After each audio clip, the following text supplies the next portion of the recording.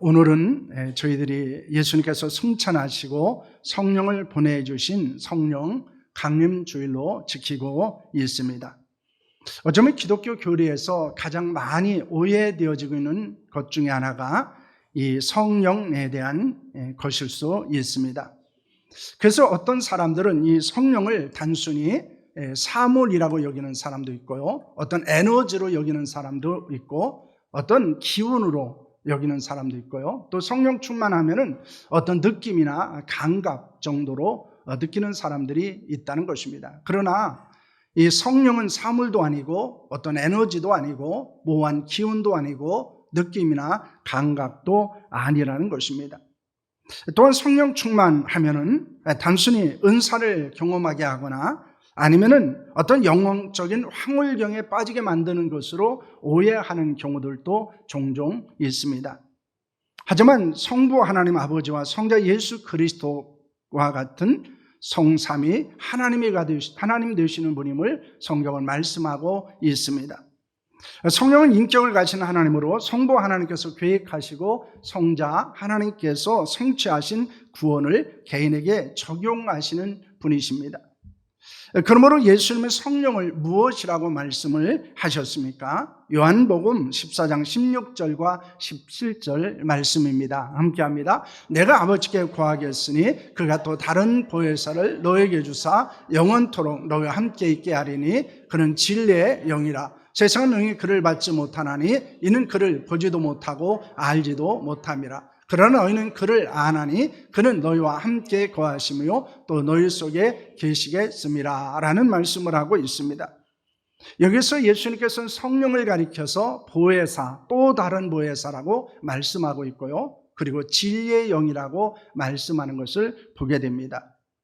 특히 여기서 예수님은 성령을 가리켜서 하나님이 주신 또 다른 보혜사다라고 말씀하고 있습니다. 그러면 다른 보혜사가 있었다는 것입니다. 첫 번째 보혜사는 누구를 말합니까? 예수 그리스도를 말씀하고 있는 것입니다.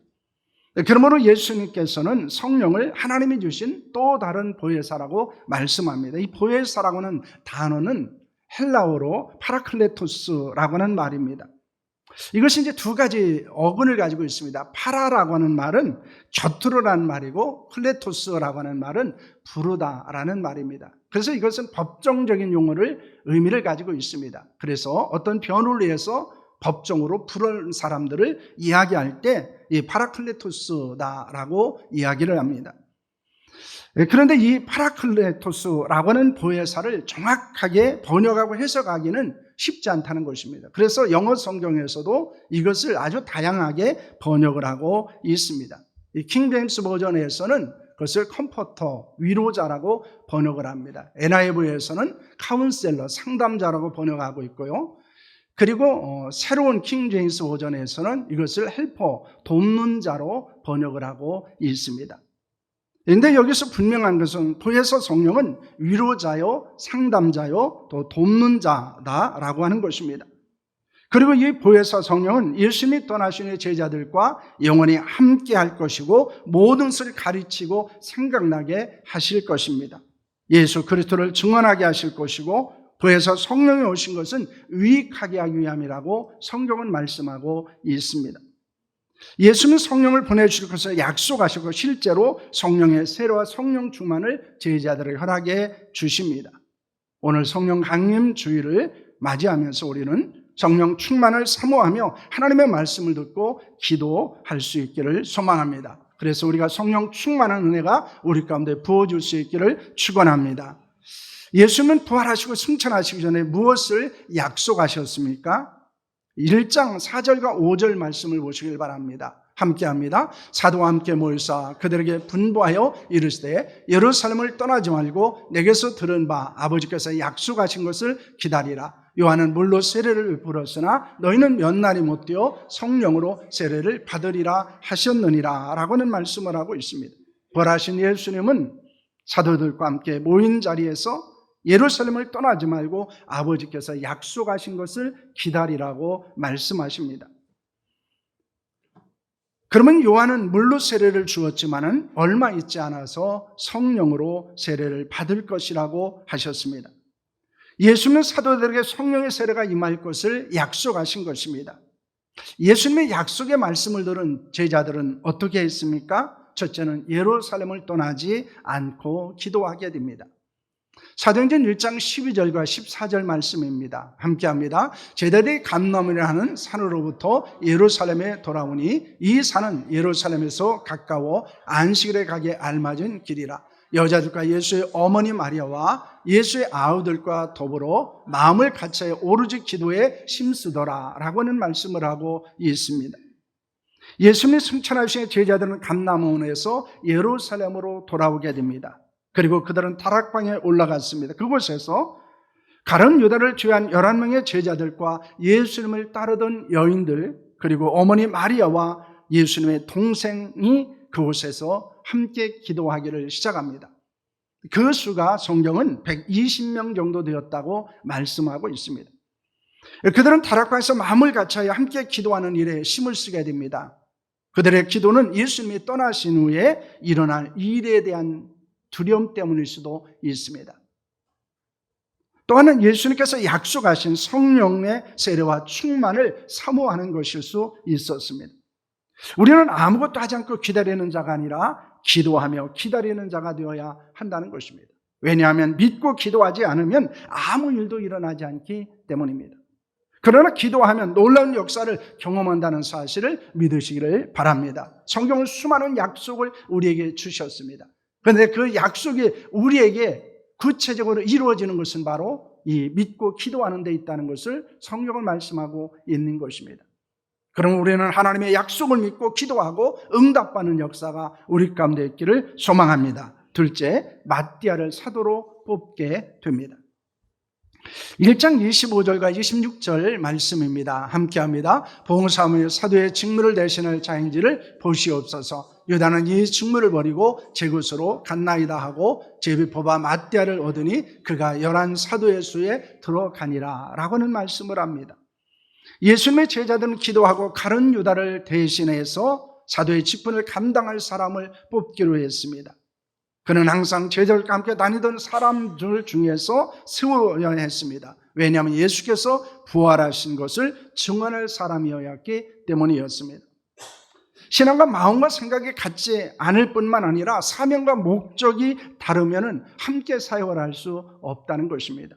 그렇기 때문에 사도들과 함께 목적과 사명이 같은 자들을 사도로 뽑아야 했다는 것입니다. 그래서 바사바라도 하고 별명이 유수도라고 하는 요셉과 마띠아를 선택하고 모든 사람의 생각과 마음을 아시는 하나님께 기도를 합니다. 그리고 제비를 뽑았습니다.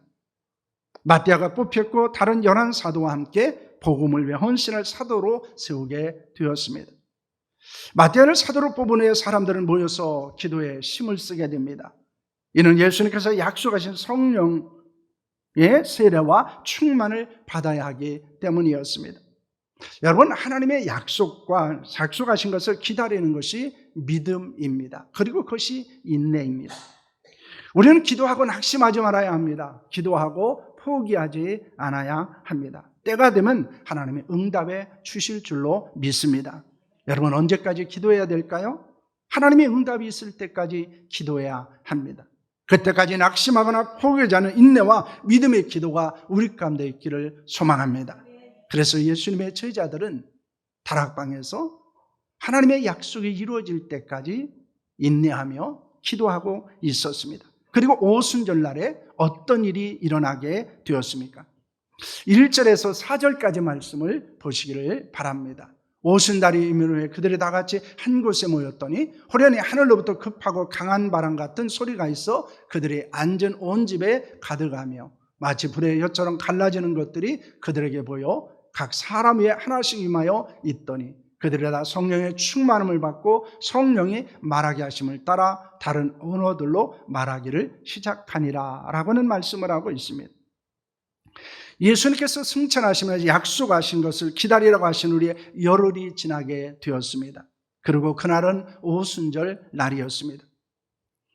그날의 사도들과 예수님을 따르던 사람들은 한 곳에 모여 있었습니다. 그곳은 예루살렘에 돌아와서 올라가 기도하던 다락방으로 볼 수 있습니다. 그때 하늘로부터 갑자기 극하고 강한 바람 같은 소리가 있었습니다. 그리고 그것이 온 집에 가득했고 마치 불의 혀처럼 갈라지는 것들이 그대로에 보이게 됩니다.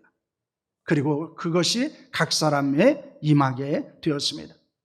모두 성령의 충만함을 받았습니다. 성령께서 말하심을 따라서 다른 방언으로 말하기를 시작했습니다. 여기서 말하는 방언이라고 하는 것은 우리가 일반적으로 이야기하는 방언이 아니고 다른 나라의 말을 말하고 있는 것입니다. 예수께서 약속하신 성령의 세례를 받게 된 것입니다. 또 성령 충만함으로 그들은 방언을 말하기 시작했습니다.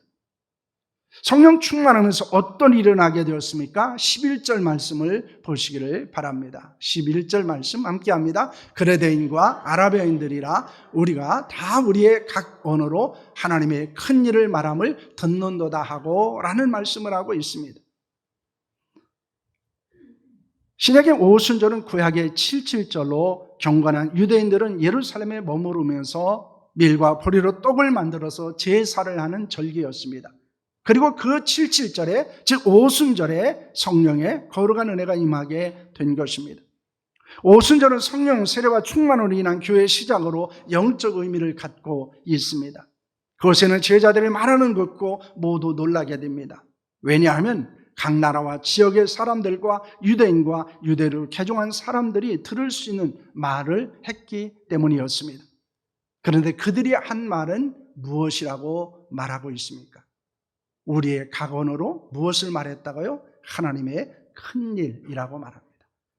그들이 각 나라의 방언으로 말한 것은 무엇입니까? 하나님의 큰 일입니다. 여기서 하나님의 큰 일은 하나님께서 그리스도로 말미암아 성취하신 구원 역사를 의미하고 있는 것입니다. 이는 예수 그리스도의 죽음과 부활로 인한 구원의 역사, 즉 복음을 말하고 있습니다.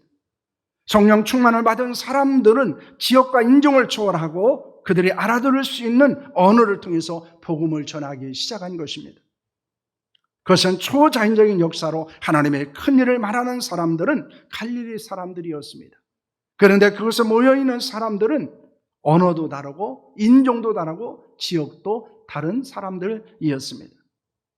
여러분, 우리가 알아야 될 것은 하나님의 큰 일입니다. 즉 복음입니다. 예수 그리스도를 통한 구원의 역사입니다. 우리가 전해야 되는 것도 하나님의 큰 일입니다. 복음입니다. 예수 그리스도를 통해서 이루신 구원의 복음은 우리가 알아야 되고 전해야 될 것이라는 것을 믿으시기를 바랍니다. 여러분, 그것을 누구에게, 어떤 사람들에게 전하기를 원하십니까? 우리가 성령 충만함으로 말미암아 해야 될 일이 있다면 그것은 복음을 전하는 일입니다. 우리가 성령 충만함을 받아야 되는 이유가 있다면 그것은 바로 하나님의 큰 일, 복음을 전하기 위한 것이라는 것을 믿으시기를 바랍니다. 예수님께서 성령 충만함을 주신 것은 무엇 때문이었습니까? 그것은 하나님의 큰 일, 즉 복음을 전하라고 하시는 것입니다. 이것을 사도행전 1장 8절에서는 이렇게 우리에게 말씀을 하고 있습니다. 함께합니다. 오직 성령이 너에게 임하시면 너희가 권능을 받고 예루살렘과 온 유대와 사마리아 땅끝까지 이르러 내 증인이 되리라 하시니라 라고는 말씀을 하고 있습니다. 성령이 임하시면 능력을 받게 될 것입니다.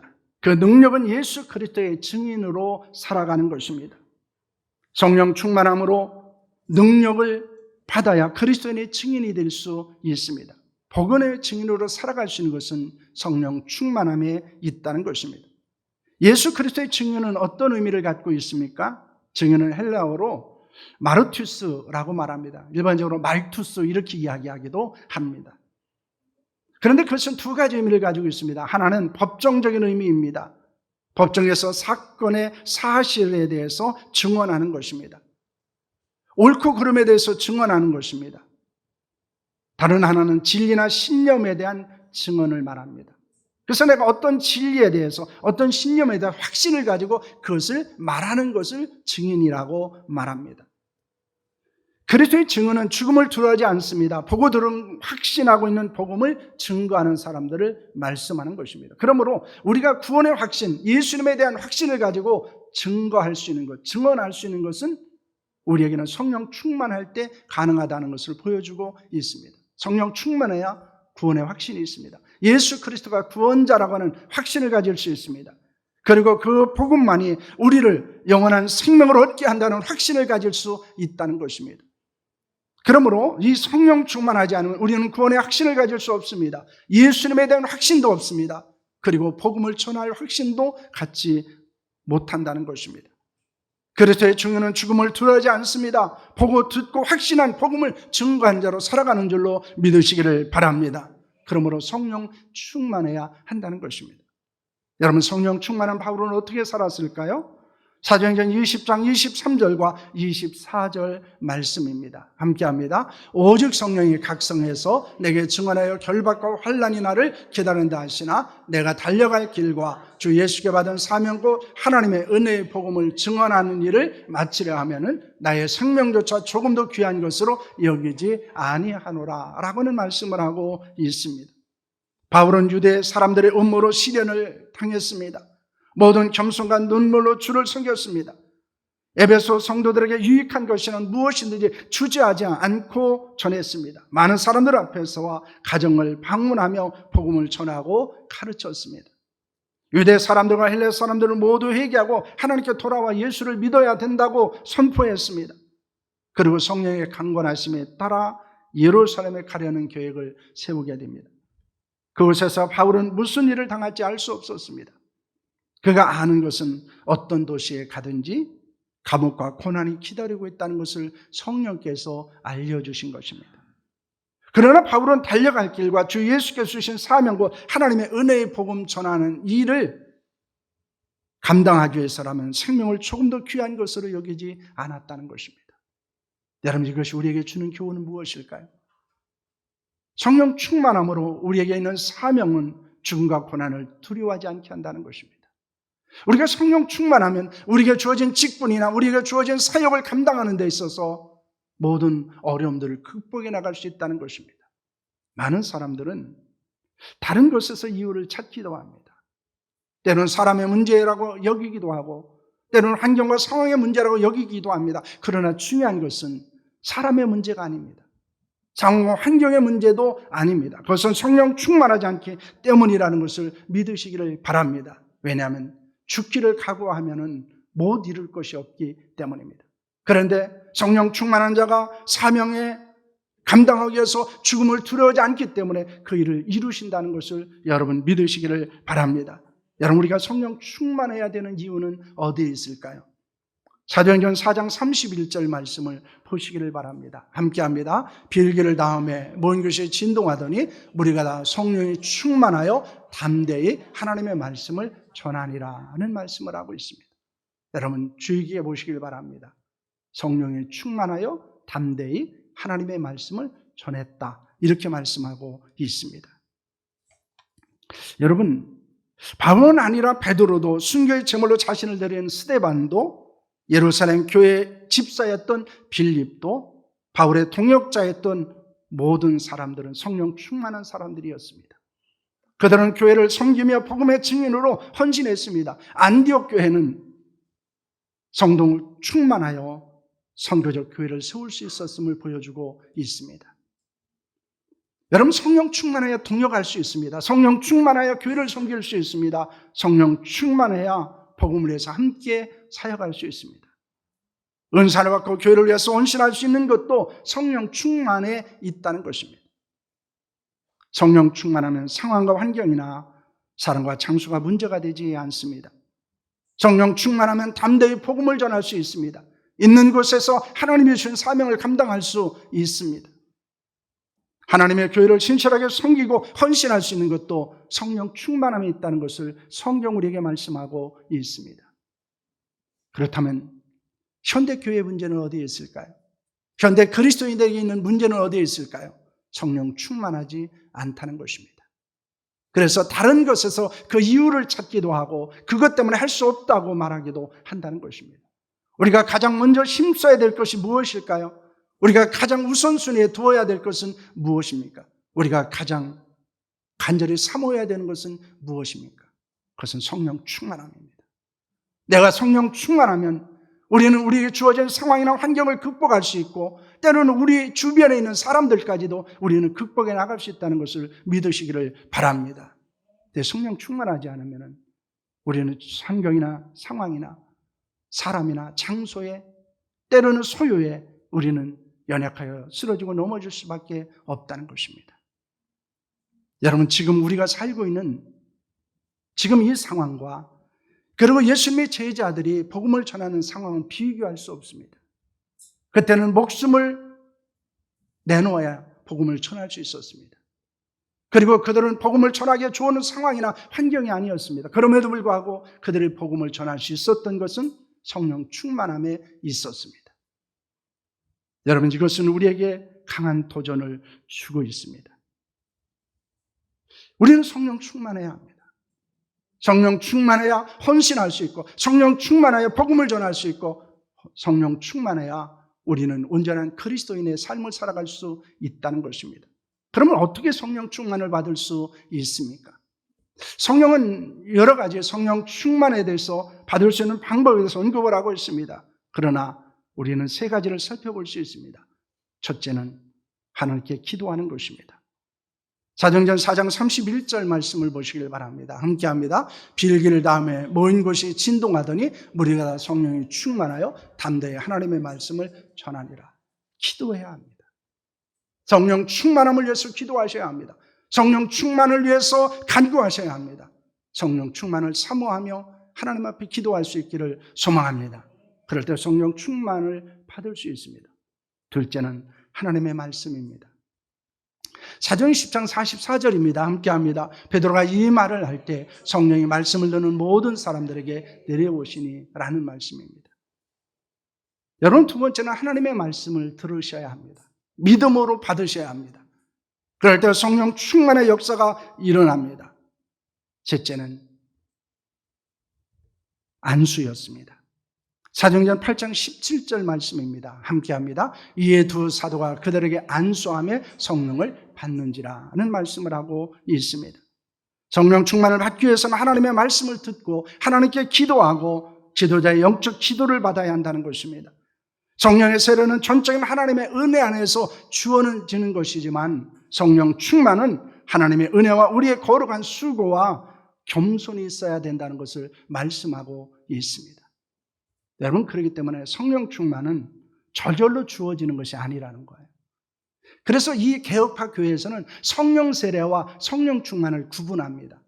성령 세례는 하나님이 전적으로 주시는 거예요. 이것은 인간의 어떤 수고나 인간의 어떤 소망이 전혀 개입할 여지가 없습니다. 왜냐하면 그 성령 세례는 우리를 구원에 이르게 하는 것이기 때문입니다. 그러나 그 성령의 세례로 그치는 것이 아니라 우리는 성령 충만한 자가 되어야 합니다. 그런데 그 성령 충만은 하나님의 은혜와 역사이지만은 그 속에는 우리의 거룩한 수고와 겸손이 있어야 된다는 것을 보여주고 있습니다. 그래서 성령 충만에 대해서 바울은 무엇이라고 말씀하고 있습니까? 에베소 5장 18절 말씀을 보시길 바랍니다. 함께합니다. 술 취하지 말라. 이는 방탕한 것이니 오직 성령으로 충만함을 받으라. 이렇게 말합니다. 여러분, 명령하고 있습니다. 성령 충만함을 명령한다는 것은 성령 충만해야 된다는 것입니다. 반드시 성령 충만해야 한다는 것입니다. 술 취하지 않아야 한다고 말합니다. 왜냐하면 방탕한 생활을 할 수 있기 때문입니다. 거룩한 하나님의 자녀로 살아갈 수 없기 때문입니다. 그렇다면 이것이 우리에게 주는 교훈은 무엇입니까? 우리가 성령 충만해야 이 땅에서 거룩하게 살아갈 수 있다는 것입니다. 하나님의 자녀로서 온전히 살아갈 수 있다는 것입니다. 여러분, 성령 충만하시기를 소망합니다. 축복합니다. 이를 위해서 성령 충만을 사모할 수 있기를 소망합니다. 성령 충만을 기대하셔야 합니다. 성령 충만을 위해서 기도해야 되고 성령 충만함을 받아야 합니다. 우리가 성령 강림주일을 맞이하며 우리에게는 성령 충만에 대한 사모함이 있었으면 좋겠습니다. 성령 충만에 대한 기대가 있었으면 하고요. 성령 충만함을 실제로 받는 역사가 있기를 소망합니다. 여러분, 그러기 위해서는 어떻게 해야 될까요? 하나님의 말씀을 잘 들으셔야 됩니다. 하나님의 말씀을 들을 때 성령이 임했습니다. 성령 충만의 역사가 일어났습니다. 하나님께 기도하셔야 합니다. 성령 충만을 기도하셔야 합니다. 저도 젊었을 때는 이 성령 충만을 위해서 많이 기도했던 것 같아요. 그리고 실제적으로 성령 충만의 많은 경험들도 가지고 있습니다. 근데 목회하면서 그것에 대한 간절함이나 사모함들이 점점 사라지지 않았나 하는 생각도 하게 됩니다. 어쩌면 우리가 신앙의 연조가 길어지면 나타나는 것 중에 하나는 우리의 지혜와 경험으로 신앙생활을 한다는 것입니다. 그런데 중요한 것은 우리의 경험과 지혜는 한계를 드러내게 된다는 것입니다. 그렇기 때문에 우리가 다시 한번 이 성령 강림주의를 맞이하면서 우리가 결단하고 소망하는 것이 있습니다. 그것은 하나님 앞에서 성령 충만을 사모하는 것입니다. 성령 충만의 역사가 일어나기를 기대하는 것입니다. 그리고 성령 충만의 은혜를 경험할 수 있기를 축원합니다. 그래야 복음의 증인으로 살아갈 수 있습니다. 여러분, 교회를 섬기며 헌신할 수 있습니다. 종종 교회를 섬기고 직분을 감당하면서 힘들고 어려운 분들을 볼 때가 있습니다. 고통스럽게 감당하는 분들을 볼 때가 있습니다. 참 안타까워요. 그런데 그것을 극복할 수 있는 길은 어디에 있을까요? 성령 충만에 있습니다. 성령 충만하면 내게 주어진 직분이나 내게 주어진 사역을 감당하는 데 그렇게 어렵지 않아요. 그리고 기쁨으로 감당할 수 있는 줄로 믿으시기를 바랍니다. 여러분, 온전한 그리스도인으로 살아갈 수 있는 것도 성령 충만함에 있습니다. 우리가 이것을 기억하면서 성령 충만함을 받고 그리고 그 속에서 우리가 복음의 증인으로 살아가고 하나님의 교회를 섬기고 그리고 온전한 그리스도로 살아가는 역사가 우리 가운데 있기를 소망합니다. 우리 한번 앞에 있는 거 한번 읽고 마치도록 하겠습니다. 함께 합니다. 성령 충만을 사모하라. 성령 충만을 기대하라. 성령 충만함을 받으라. 복음의 증인으로 살라. 교회를 섬기며 헌신하라. 온전한 그리스도인으로 살라. 기도하겠습니다.